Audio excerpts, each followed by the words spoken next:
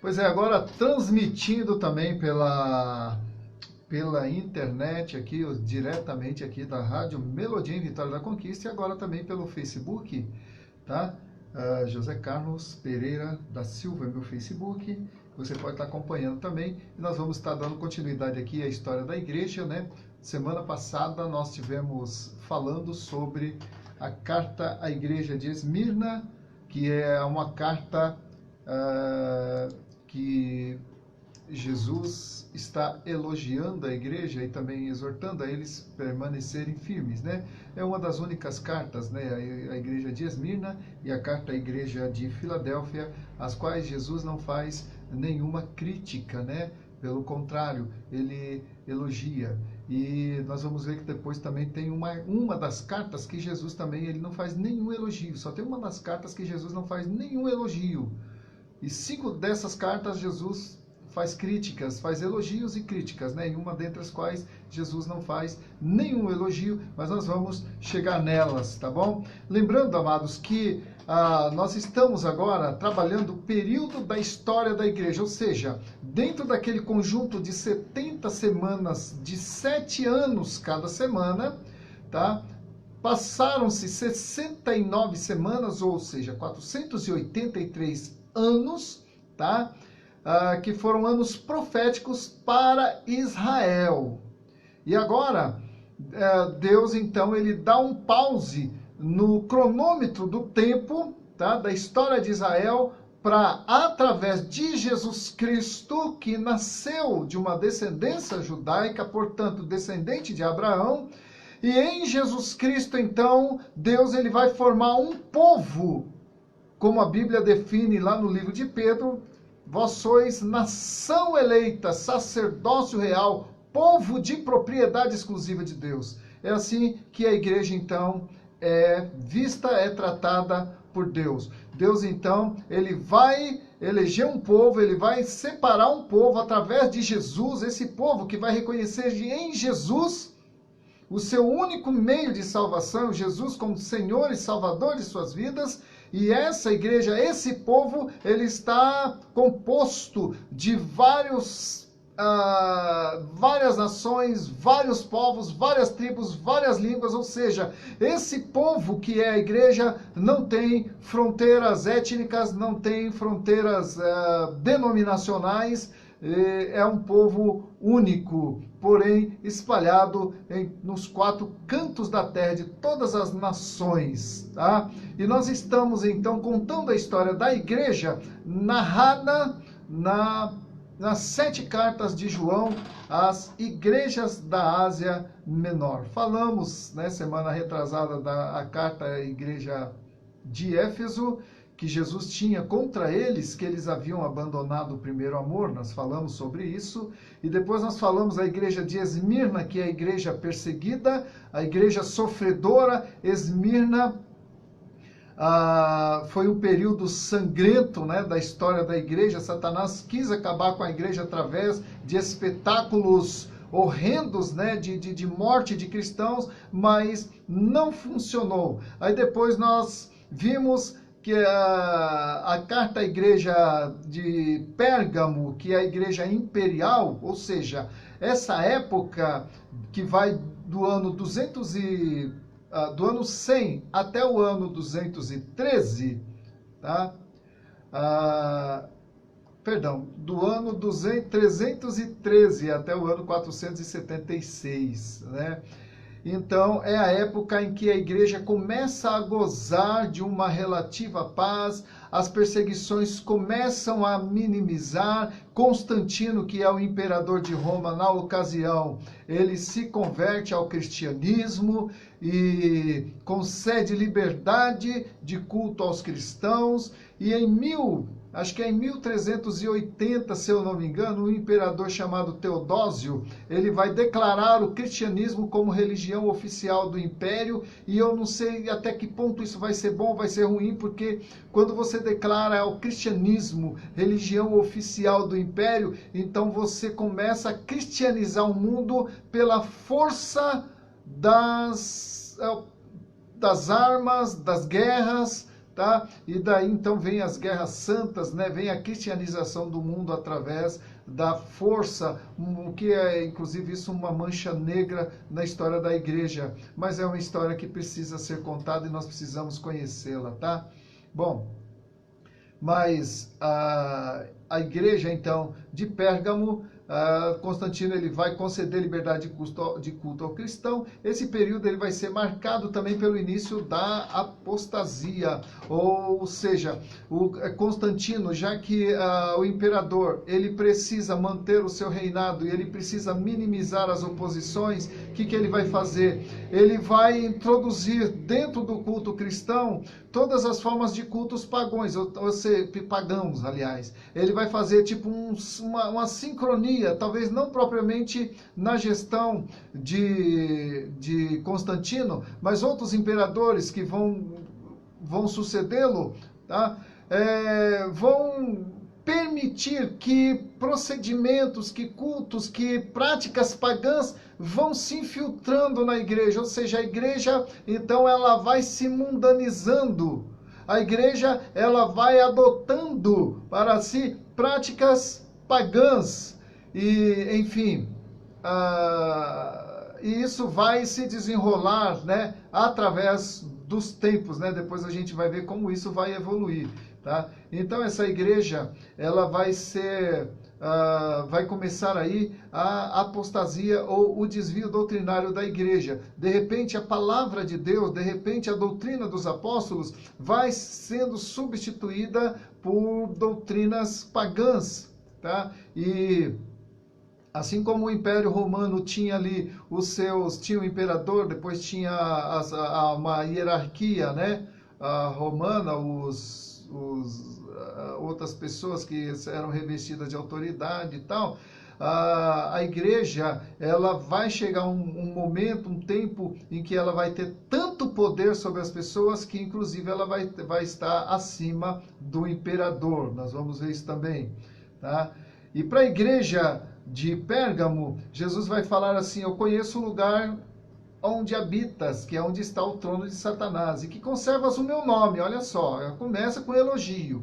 Conservas o meu nome e não negaste a minha fé ainda nos dias de Antipas. Antipas foi um dos mártires que diz a história, ele foi colocado dentro de um touro de bronze, e ele, mais outras pessoas, suponho, dentro de um touro de bronze, e foi colocado fogo embaixo desse touro, de modo que o Antipas, então, ele morreu lá dentro, queimado vivo. E diz também a tradição que as pessoas que eram mortas por esse tipo de flagelo, né, de tortura, elas gritavam muito lá dentro desse touro, e as pessoas que estavam do lado de fora ficavam zombando, né, porque era como se o touro tivesse berrando, tal. Então era uma coisa assim muito horrível. Então o Jesus, ele faz menção aqui, que diz assim, né? Não negaste meu nome ainda nos dias de Antipas, ou seja, quando a perseguição era muito ferrenha. Minha testemunha, meu fiel, qual for morto entre vós, onde Satanás habita. Bom, tenho todavia contra ti algumas coisas, pois, que tens aí os que sustentam a doutrina de Balaão, o qual ensinava a Balaque a armar ciladas diante dos filhos de Israel, para comerem coisas sacrificadas aos ídolos e praticarem a prostituição. Eu falei sobre isso semana passada, né? Que Balaão, ele era um profeta mercenário, né? Nos nossos dias a gente tem visto isso também, mas não vou entrar nesse mérito, porque eu já falei isso sobre a semana passada. Então, ele ensinou Balaque, ou ele ensinou os inimigos de Israel, tá, a se infiltrarem em Israel e fazer com que Israel peque contra a sua própria lei, e assim a ira de Deus cairia sobre Israel, e Israel ficaria vulnerável. E Satanás, ele usa esse mesmo tipo de articulação para enfraquecer a igreja nos dias de hoje, tá? É por isso que essa carta para nós hoje tem uma relevância muito grande. É como se tivesse sido escrita para nós, né? Portanto, arrepende-te, e se não, venho a ti sem demora e contra eles pelejarei com a espada da minha boca. Quem tem ouvidos, ouça o que o Espírito diz às igrejas. Ao vencedor, dar-lhe-ei o do maná escondido, bem como lhe darei uma pedrinha branca, e sobre essa pedrinha escrito um novo nome, o qual ninguém conhece, exceto aquele que a recebe. Então, sempre há promessas para o vencedor. Aqui, amado, nós estamos vendo que há promessa somente para os vencedores, os que vencerem, né? Bom, aí nós vamos entrar depois na igreja de Tiatira, tá? A igreja em Tiatira era uma igreja... cadê referências sobre elas? Não tem, mas enfim... A igreja em Tiatira, ela vai de 463 a 1453 da era cristã. Amados, foi mais ou menos nessa época que caiu o Império Romano, tá?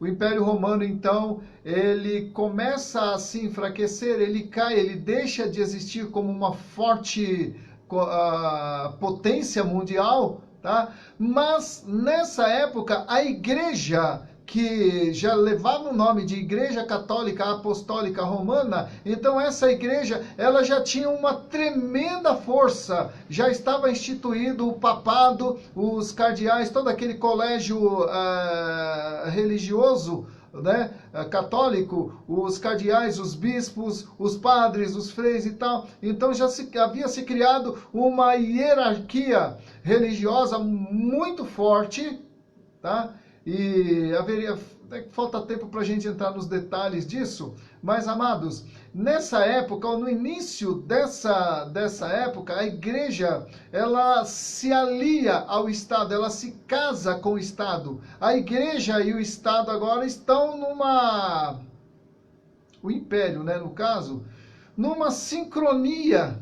Agora entenda bem, por enquanto, a igreja e o Estado estão numa sincronia, só que a igreja começa a crescer muito e o Estado, Roma, né, o Império Romano, começa a sofrer retaliações dos inimigos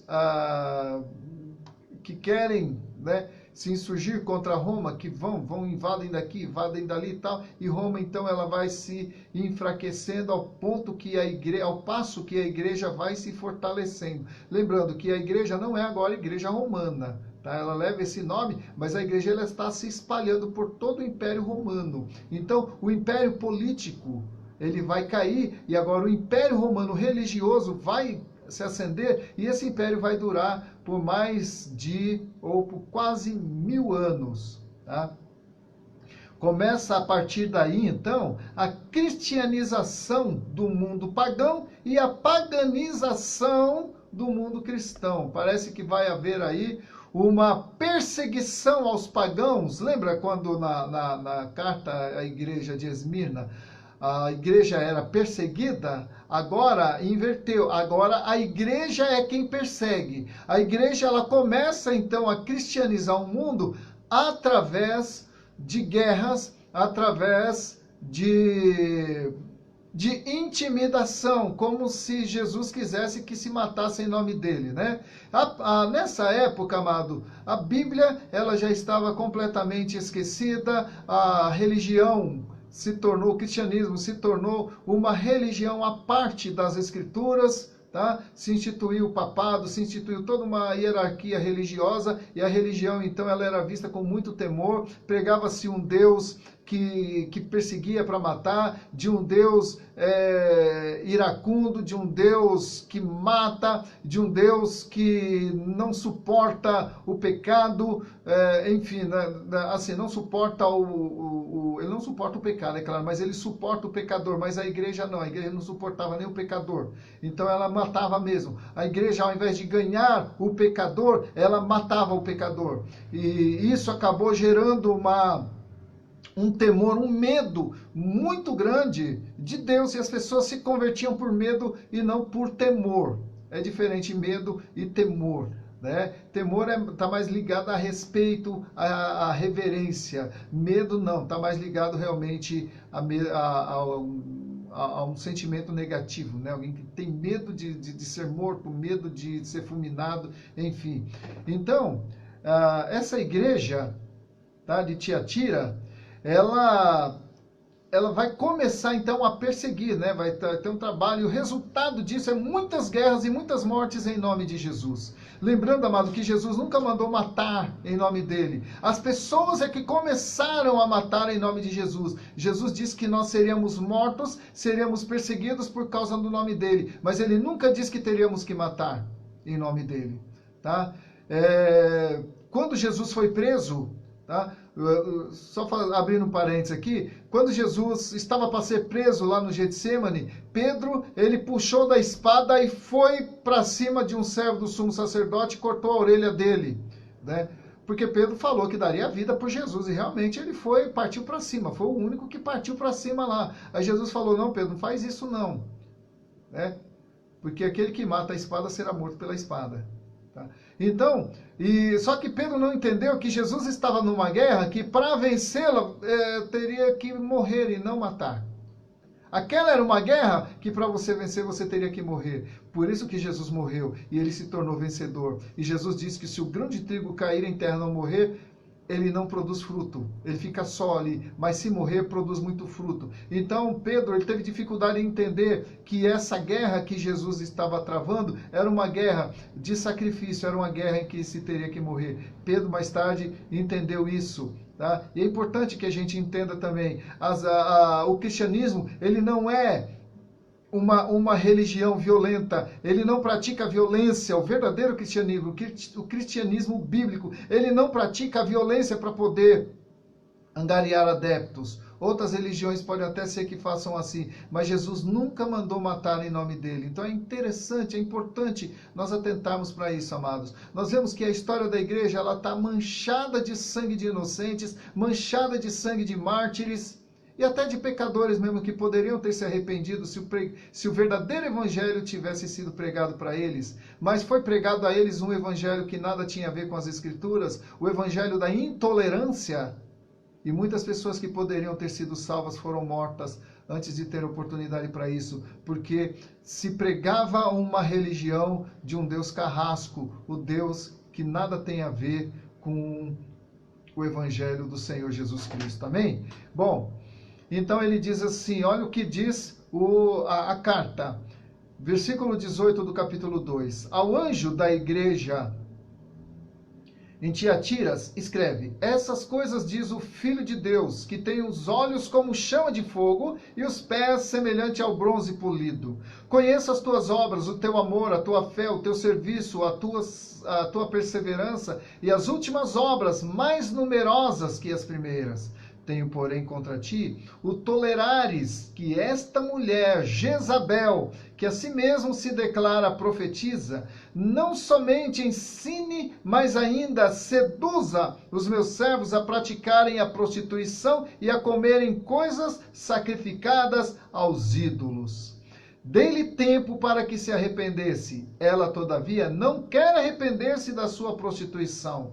Eis que a prosto de cama, bem como em grande tribulação os que com ela adulteram, caso não se arrependam das obras que ela incita. Matarei os seus filhos e todas as igrejas conhecerão que eu sou aquele que sonda mentes e corações, e vos darei a cada um segundo as vossas obras. Digo, todavia, a vós outros, os demais de Tiatira, a tantos quanto não têm essa doutrina, os que não conheceram, como eles dizem, as coisas profundas de Satanás. Outra carga não jogarei sobre vós, tão somente conservais o que tendes, até que eu venha. Ao vencedor que guardar até o fim as minhas obras, eu lhe darei autoridade sobre as nações, e com cetro de ferro as regerá, e as reduzirá em pedaços como se fossem objetos de barro. Assim como também eu recebi do meu Pai, dar-lhe-ei ainda a estrela da manhã. Quem tem ouvidos, ouça o que o Espírito diz às igrejas. Amados, essa igreja, ela tinha coisas boas, né? Havia um zelo também, né? Jesus aqui ele faz um elogio, mas ele faz menção de uma profetisa chamada Jezabel. Agora eu não sei se essa Jezabel, ele está se reportando a Jezabel, esposa de Acabe dos tempos ali de Israel do Antigo Testamento, ou se essa Jezabel era realmente uma profetisa que dava profetada na igreja dessa época, né? Eu não sei. Eu só sei uma coisa, que essa mulher, ela era tolerada, ela se declara profetisa, ela a si mesma, né, diz aqui a palavra, que a si mesma se declara profetisa e ela ensina as pessoas a praticarem a idolatria, a praticarem a prostituição e a comer coisas sacrificadas aos ídolos. Bom, de qualquer forma, ela tem uma semelhança muito forte com Jezabel, esposa de Acabe, né? Para quem não conhece, Jezabel, nos tempos ali de Israel, do profeta Elias, inclusive, a Jezabel, ela era uma das sacerdotisas, ou alguém lá da nação de Sidom, se eu não me engano, a qual se adorava Baal. Baal era o deus dos sidônios. E quando ela se casou com Acabe, essa mulher, ela trouxe essa religião, esse paganismo, né, essa idolatria de onde ela veio, para dentro de Israel e fez com que todo o povo de Israel passasse a adorar a Baal. Então ela começou uma campanha, trouxe também os profetas dela lá de Baal e tal, e eles começaram uma campanha em Israel para que as pessoas abandonassem o Deus verdadeiro e começassem a adorar Baal, tá? E isso foi nos tempos de Elias. E aí Elias orou para que 3 anos e meio não chovesse sobre a terra para poder desmascarar esse Baal que estava infernizando a vida de Israel.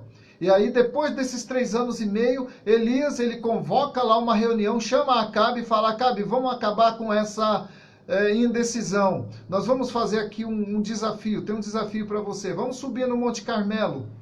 E lá nós vamos fazer cada um o seu sacrifício e nós vamos invocar o nome do nosso Deus. Você vai invocar o nome do Deus de vocês e eu vou invocar o nome do Deus de Israel. E acontecerá que o Deus que responder por fogo, esse vai ser o nosso Deus.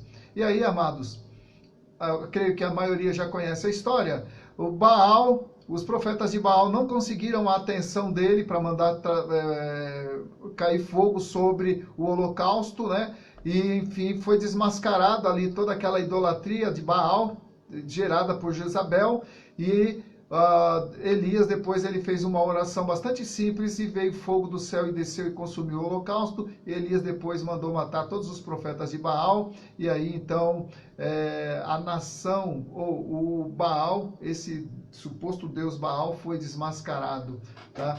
Então, aqui tem uma similaridade com essa Jezabel da igreja de Tiatira. E ela estava ensinando as pessoas a praticarem a prostituição e a comerem coisas sacrificadas aos ídolos, tá? Então a idolatria já estava vigente nessa época, que vai de 476 antes ou depois de Cristo a 1453 depois de Cristo. E é bom notar também, amados, que nessa época, acho que o 5º século, né? Foi mais ou menos nessa época que nasceu a religião islâmica, tá? Um pouco também foi porque houve um desvio doutrinário da igreja, que de repente a igreja já não estava adorando mais somente o Senhor, né? Já estava adorando Maria, já estava adorando outras divindades de outras crenças. Tá? E aí nasceu então o islamismo, e uma das coisas que eles defendiam bastante era a crença em um único Deus, né? A crença em um único Deus. Então eles começaram a se desenvolver dentro dessa esfera. É claro que o islamismo ele não é uma religião cristã, não tem nenhum braço, nenhuma vertente cristã, né? É uma religião lá da Arábia, né, dos países árabes ali, tá? Do Oriente, enfim, do Oriente Médio, né, digo. Enfim, o islamismo nasceu nessa época. Por que eu faço menção do islamismo? Porque hoje o islamismo é uma das religiões que mais cresce no mundo, tá? O islamismo é uma das religiões, não, é a religião que mais cresce no mundo hoje, tá bom, amados? E hoje nós estamos vendo assim essa migração histórica de muita gente dos países árabes para a Europa, para a América do Norte e também aqui para o Brasil, e que confessam essa fé, de maneira que o islamismo está sendo difundido no mundo todo através da migração ou da imigração desses povos árabes que estão sendo expulsos da sua terra. Há até uma intenção por detrás disso, né? Expulsar os árabes das suas terras para que eles vão a outros continentes, a outros países, né, como refugiados, né, em outros países, e ali então eles comecem a adorar a Alá e comecem então a praticar a sua religião. E uma coisa que é interessante notar, amados, tanto nos países do primeiro mundo, América do Norte, até na América do Sul, enquanto a gente está fazendo planejamento familiar, limitando o número de filhos a 1 ou 2, as pessoas não estão mais nem se casando, e quanto mais tendo filho, né? Então, a população europeia diz que ela está envelhecendo, e os muçulmanos que lá estão fazendo justamente o contrário. Eles estão se casando e tendo quantos filhos puderem ter. Você pode imaginar daqui a uns 20, 30 anos como é que vai estar a população europeia, não pode? Então o europeu, né, lá na França já está havendo uma dificuldade em relação a isso, tá? Porque parece que os muçulmanos, eles estão ganhando cada vez mais força nesses países ao passo que os nativos da terra estão perdendo. Por quê? As famílias estão diminuindo, ou seja, a população nativa daquele país está diminuindo, e em contrapartida os refugiados, as pessoas que estão se migrando para esses países estão crescendo cada vez mais porque eles não têm quantidade de filhos para ter. Então, é uma coisa interessante para a gente notar e ficar de sobreaviso. Mas, enfim, vamos continuar. Aqui diz, né, falando ainda da igreja de Tiatira: ao vencedor que guardar até o fim as minhas palavras, eu darei autoridade sobre as nações. Né? Bom, amados, a igreja imperial, ela vai crescer, que é essa igreja, né? Ela vai, esse período dessa igreja, ela vai abranger quase 1000 anos. E durante esse tempo ela vai crescer, e vai crescer também a apostasia, cada vez mais. Tá? A Bíblia vai ter sido deixada de lado, já não tem mais Bíblia, nem o Papa mais conhece a Bíblia. Agora, há uma religião misturada com práticas ocultistas, misturada com paganismo, misturada com crenças de outras nações. Tá? E assim, então, a religião cristã se torna uma religião universal. E o Papa, ele começa, como o Papa ele é o Supremo Pontífice, ou seja, a ponte entre o homem e Deus. Antes era Jesus, né? Agora é o Papa. Tá? O Pontífice quer dizer, né, aquela ponte de ligação entre o homem e Deus, quando a Bíblia diz que Jesus é o nosso elo de ligação, né? É só em Jesus que nós podemos nos aproximar de Deus, e foi através de Jesus que o véu do santuário foi rasgado, e não através do Papa. Com todo o respeito que se possa ter ao Papa, né? É uma autoridade religiosa e tal, mas a gente precisa colocar os pingos nos is, biblicamente falando, né? Então, nessa era medieval, o Papa ele começa a ter muito poder mesmo, e chega um momento, amados, que o Papa ele tem mais poder do que os reis das nações cristãs. Era o Papa os reis eles tinham que ser batizados pelo Papa, o rei ele tinha que ter o seu império legitimado pelo Papa. Se de repente um rei era excomungado, ele já estaria com seu reinado contado. Tanto era a influência religiosa, a influência católica romana nas igrejas medievais, tá? Por força, muitas vezes, da intimidação, né? Nessa época houve muita perseguição a pessoas que pensavam de modo contrário. Nessa época também a ciência ela foi limitada aos ditames da Igreja Católica, então não se podia inventar nada, não se podia descobrir nada, não se podia estudar nada, a não ser que a Igreja deliberasse: olha, você vai estudar somente isso, olha, você vai falar isso. Então havia um cerceamento, né, da liberdade de pensamento. Tanto é que esse período é considerado como idade das trevas, do obscurantismo, porque nesses 1000 anos nada evoluiu. Pelo contrário, houve a peste negra, houve muitas guerras, houve muitas mortes, assim, por doenças de natureza desconhecida, porque não se produzia remédios, né? Porque não tinha pessoas para pensar, não tinha pessoas para fazer investigações. Por que essa doença está matando tanta gente e tal? Porque a igreja que detinha o poder, e diziam tudo, se justificava: ah, não, foi a vontade de Deus. Não, essa é a vontade de Deus. Fazia-se coisas horríveis em nome de Deus. Tá? Começou-se também uma perseguição a pessoas que pensavam contrário, pessoas que como John Hus, por exemplo, né? Que é um homem que escreveu vários livros, que ele tinha acesso às escrituras, tá? Escreveu vários livros e ele leu também os escritos de John Wycliffe, que viveu alguns séculos antes dele, que morreu também martirizado porque pensava de acordo com as escrituras e não de acordo com a igreja vigente naquela época. E John Hus, ele foi queimado vivo em 1412, se eu não me engano. Foi queimado vivo juntamente com seus livros. Mas antes foi dado a ele a oportunidade de se retratar, de falar: olha, eu nego tudo que eu escrevi. Mas ele não negou nada do que ele escreveu, porque tudo que ele escreveu estava dentro da Bíblia. E tem uma frase que John Hus, antes de morrer, ele disse, porque John Hus, ele era considerado, ele tinha um apelido, um codinome de Ganso. E pouco antes da morte dele, ele dizia assim: hoje vocês estão matando um ganso, mas daqui a 100 anos surgirá um cisne. E cisne, 100 anos depois, 1517, né, surge no cenário da igreja um homem chamado Martinho Lutero, e a gente vai falar sobre ele mais para frente, tá?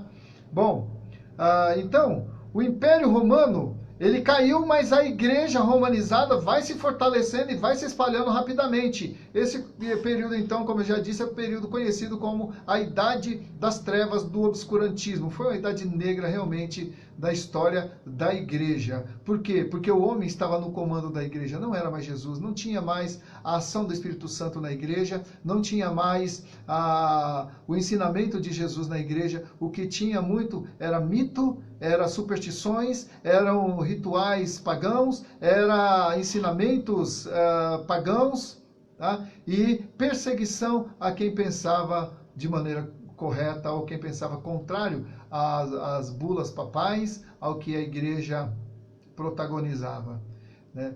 Então houve muita morte, muita tortura a cristãos autênticos nessa época, tá? Então foi uma época marcada mesmo por muitas enfermidades, muita perseguição a cristãos autênticos, porque sempre teve, né, ao lado da igreja estatal, da igreja apóstata, sempre teve o remanescente, né? E graças a Deus pelo remanescente, porque nós temos hoje a Bíblia escrita na nossa língua. Nós devemos isso também a esse remanescente que sempre permaneceu fiel. Bom, aí, amados, em 1456, então, começa o outro período da igreja. E o apóstolo João, então, ele vai escrever a igreja em Sardes. Igreja de Sardes, né? Que está lá no livro de Apocalipse agora, no capítulo 3, versículos de 1 a 6. E essa igreja é a igreja da Reforma, tá? Então passaram-se 1000 anos, agora nós estamos na igreja da Reforma. E essa igreja, diz assim o texto, a carta: ao anjo da igreja em Sardes, escreve: essas coisas diz aquele que tem os 7 Espíritos de Deus e as 7 estrelas. Conheço as tuas obras, que tem nome de que vives, mas está morto. Sê vigilante e consolida o resto que estava para morrer, porque não tenho achado íntegras as tuas obras na presença do meu Deus. Lembra-te, pois, do que tens recebido e ouvido, guarda-o e arrepende-te, porquanto se não vigiares, virei como ladrão, e não conhecerás de modo algum em que hora virei contra ti. Tens, contudo, em Sardes, algumas poucas pessoas que não se contaminaram, ou que não contaminaram as suas vestiduras, e andarão de branco comigo, pois são dignas. Ao vencedor, ou o vencedor, será assim vestido, de vestiduras brancas, e de modo nenhum apagarei o seu nome do livro da vida. Pelo contrário, confessarei o seu nome perante o meu Pai e diante dos seus anjos. Quem tem ouvido, ouça o que o Espírito diz às igrejas. Olha só, amados, sempre essa carta termina com essa frase: quem tem ouvidos, ouça o que o Espírito diz às igrejas. Né? E começa também dizendo assim: conheço as tuas obras. As cartas começam assim: conheço as tuas obras, e no final termina: quem tem ouvido, ouça o que o Espírito diz às igrejas. Amados, esse período da igreja, ele encerra a idade medieval e começa então a era moderna, ou seja, as grandes descobertas, as grandes navegações. Em 1500, né, que está dentro desse tempo, né, o Brasil é descoberto, tá? Então o Brasil foi descoberto no ano de 1500, né? E esse período da reforma vai de 1456 até 1648, tá? Então começa um mover de Deus no sentido de trazer a Bíblia para a igreja novamente, porque por mais de 1000 anos a Bíblia foi retirada do povo e entrou também liturgias pagãs, entrou conceitos, entrou crendices, mitos, superstições e tantas outras coisas que desviaram o povo da verdadeira fé e escravizaram os fiéis em dogmas, em intimidações, tá? Através de preceitos que nada tinham a ver com as Escrituras. Bom, em 1517, o monge Martinho Lutero, ele vai publicar suas 96 teses, cujo teor entraria em choque com as doutrinas da Igreja Romana. Ou seja, Martinho Lutero, ele era um monge católico, mas muito interessado em entender as Escrituras, muito interessado ou incomodado, essa é a palavra, incomodado com certas coisas que ele não entendia dentro da igreja. Eu acho que é o Espírito Santo cutucando ele para investigar, né? E aí Martinho Lutero, então, ele encontra numa biblioteca lá, ele encontra uma Bíblia. Que, olha, até então, né, era difícil achar uma Bíblia, pensa aí. Martinho Lutero, então, ele vai encontrar uma Bíblia, ele vai começar a ler essa Bíblia. E quanto mais Martinho Lutero lia essa Bíblia, tanto mais as coisas iam clareando na mente dele, e ele ia vendo que a igreja estava completamente desviada do propósito para o qual ela existe, desviada da fé que deveria pregar, desviada nos seus postulados, enfim. Martinho Lutero, então, ele começa a entrar em crise. E aí, em 1517, ele vai no portal, ali na porta da catedral, onde ele ensinava, ele prega lá as 96 teses, ou seja, 96 pontos em que a igreja se desviara das Escrituras. 93 conceitos, tá? Em que a igreja oficial destoava da Escritura. E aí, então, Martinho Lutero, ele é convocado a prestar conta disso aí, né? E tentaram calar a voz de Martinho Lutero. Tem todo um estudo sobre isso. Eu gostaria até que você pesquisasse, né, a história da igreja, quem foi Martinho Lutero, a vida de Martinho Lutero, a vida de John Hus, a vida de John Wycliffe, a vida de Calvino, esses ícones aí que participaram da história da renovação da igreja, do avivamento da igreja, vamos dizer, da renovação, né? Da reforma, mais precisamente falando, né? Da reforma da igreja, tá? Então, Com isso, Martinho Lutero ele vai iniciar um movimento que vai mudar a história da igreja, vai mudar completamente a configuração do cenário religioso a nível mundial, tá? Então, esse movimento será conhecido como Reforma Protestante. Os evangélicos de hoje são frutos dessa reforma, tá? Então, nós já temos 500 anos, 519 anos, não, 500 e poucos anos, né? 502 anos, 1517 para 2019, bom, não sou muito bom de matemática, mas temos mais de 500 anos já de história da reforma e somos milhares de denominações protestantes, tá? Protestante vem da palavra protestar, né? Então, tem a ver, e nós temos que ainda sustentar, né? Somos protestantes no sentido de não sermos coniventes com este mundo que aí está, nem com as coisas que o mundo pratica e nem da forma de religião que o mundo pratica. Nós somos adeptos da doutrina cristã, da doutrina bíblica, embora hajam divergências em questões pontuais, mas nada que venha macular a igreja, que venha desviar a igreja do seu propósito, né? Por exemplo, tem igreja que bate palma, que assovia, tem outros que não faz nada disso, mas isso não é relevante para a salvação. O importante é que Jesus Cristo é Senhor e que os ensinos dele estejam sendo pregados e vividos, né? E a Bíblia, então, passou a ser novamente a regra de fé e prática da igreja do cristão, a partir daí. Bom, antes disso, tá, se praticava muito na igreja medieval, antes da reforma, né, a venda de indulgências. O que era a venda de indulgências? Né? O Papa inventava assim de vender lote no céu, ou de a pessoa, conforme a doação, o montante da doação que ela dava para a igreja, os pecados dela seriam todos perdoados, ou seja, o perdão dos pecados era concedido mediante a doação em espécie, né? E dependendo da quantidade do que você dava para a igreja, então até os pecados do seu neto, que ainda nem tinha nascido, estariam perdoados. Então havia muita...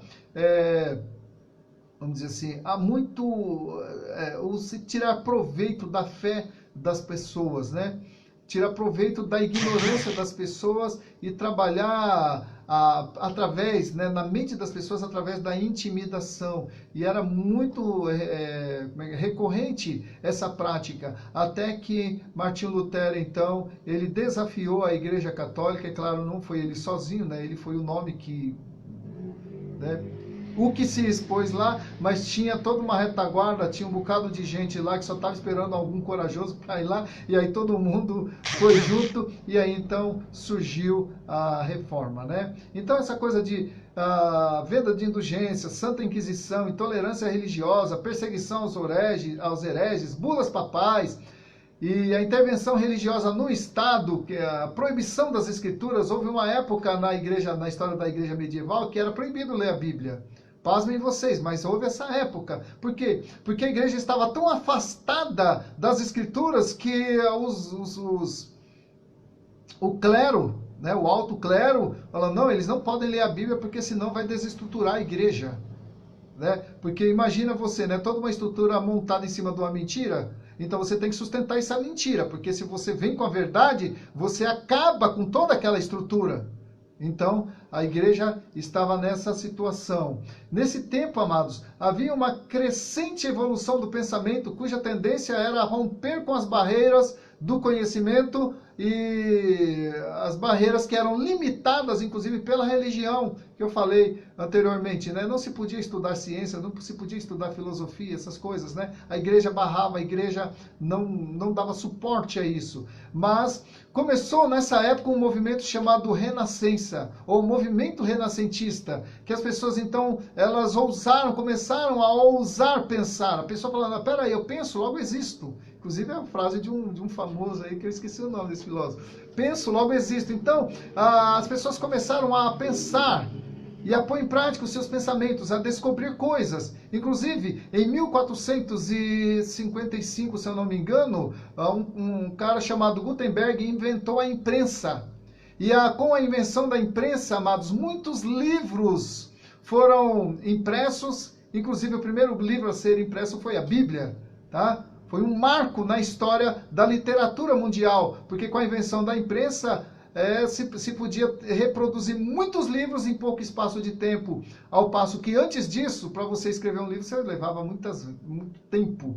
Né? A Bíblia mesmo, para se escrever uma Bíblia manuscrita, você levava mais de 10 anos para isso, e quem conseguiria ter um exemplar de uma Bíblia pagava quase o preço de uma casa hoje.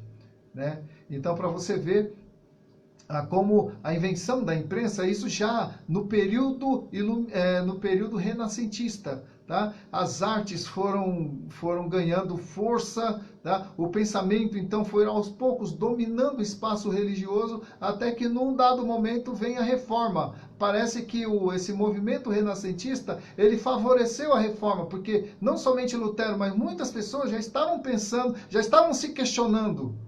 Como diz uma propaganda da Globo, né? Não querendo botar a Globo lá em cima, porque o Globo, tá aí uma emissora que eu não assisto, é a Globo, mas que diz assim: o que move o mundo não são as respostas, são as perguntas. Né? Então as pessoas começaram a se questionar. E quem tem questões vai em busca de respostas, e aí você vai em busca de respostas, você acha. E aí o conhecimento então começa a crescer por conta dessa busca de resposta. Tá? E aí a ciência começa a abrir novos caminhos para o conhecimento, e esse movimento culminou em significativas descobertas e invenções. O mundo passava da Idade das Trevas para o Renascimento, que mais tarde vai servir de plataforma para um outro movimento chamado Iluminismo. Tá? Ou seja, o século das luzes, ou era das luzes, passou das trevas para as luzes, né? E o Renascimento, né? O movimento renascentista foi essa fase intermediária da Idade das Trevas agora para a Idade das Luzes. Mas não foi de todo bom isso não, tá? Foi bom no sentido de que o homem começou a pensar, mas o diabo também se aproveitou disso para fazer algumas coisas aí ruins para a igreja, tá? Então o mundo estava passando da Idade das Trevas para o Renascimento, que mais tarde iria culminar no Iluminismo, movimento que, entre outras coisas, olha só, preste bastante atenção, um movimento que, entre outras coisas, valorizou o humanismo, colocando-o no centro de toda a existência, ou seja, colocando o homem no centro de toda a existência, e também onde tudo se explica pela razão, ou seja, o que não se pode provar, não se pode afirmar que existe. E aí começou a se questionar a existência de Deus. O iluminismo trouxe essa questão. Bom, se Deus existe, onde é que está? Como se prova a existência dele? Amados, é difícil provar a existência de Deus num laboratório, né?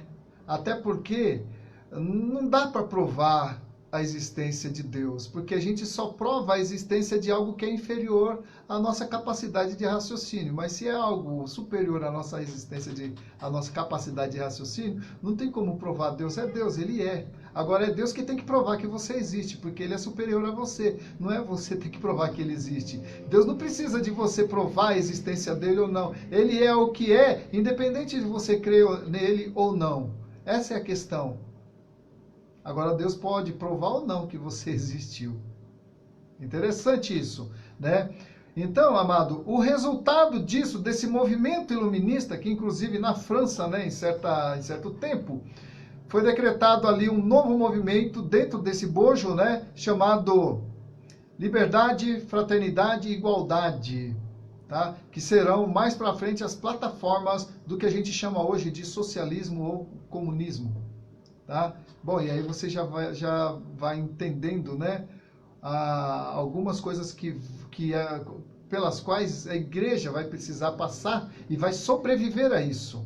Tá? Então o iluminismo ele vai trazer o homem agora para o centro da existência. Então Deus, a questão de Deus, passa a ser subjetiva. Não, o importante é o homem. Né? Tudo agora deve girar em torno do homem.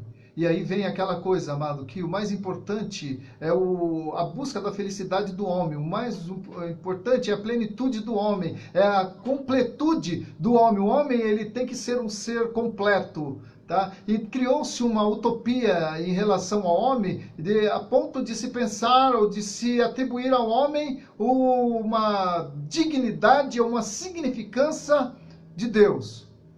E é claro, Deus, nesse contexto, ele vai sendo esquecido, vai sendo deixado de lado e vão surgindo aí algumas linhas de pensamento, como o darwinismo, né? Que agora ele vai explicar a criação de Deus de um modo científico, ou seja, na verdade não foi criação, foi evolução das espécies, né? Sem, contudo, dar a certeza ou provar que um dia existiu algo da qual derivou todas as espécies, porque alguém tem que criar alguma coisa para que através dessa coisa criada outras possam ser evolução dessa, que foi criada primeiramente. Né? Então não se chegou à origem dela. Sabe-se que o universo se formou do Big Bang, né? Ou seja, grande explosão.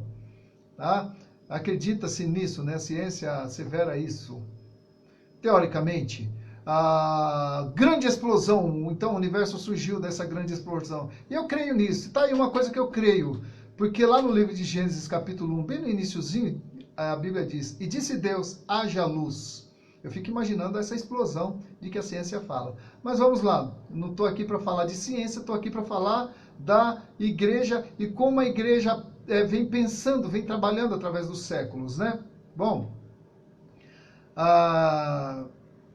essa igreja, então, dentro dessa esfera religiosa, nós vamos ver, então, a evolução do pensamento. E à medida que o homem vai evoluindo no seu pensar, vai descobrindo coisas, vai e tal, como é que fala? A revolução industrial, a forma de pensar da época, a forma de entender Deus nessa época, então, vai se modificando, tá bom, amados? E como nosso horário já estourou, semana que vem nós vamos dar continuidade, tá bom? A esse estudo. Nós vemos aqui que nós já estamos nos aproximando, né? Nós estamos aqui agora no ano de 1517, que vai até 1456, que vai até 1648, a partir de onde a gente vai falar sobre a igreja de Filadélfia, que é a igreja para a qual Jesus não faz nenhuma crítica. Mas você vai entender por que semana que vem, tá? Bom, nós vamos ficar por aqui. Que Deus te abençoe. Você que esteve acompanhando aí pelo Face, muito obrigado pela sua atenção. E você que esteve acompanhando também pela Rádio Melodia FM, muito obrigado. Semana que vem estaremos de volta em nome do Senhor Jesus.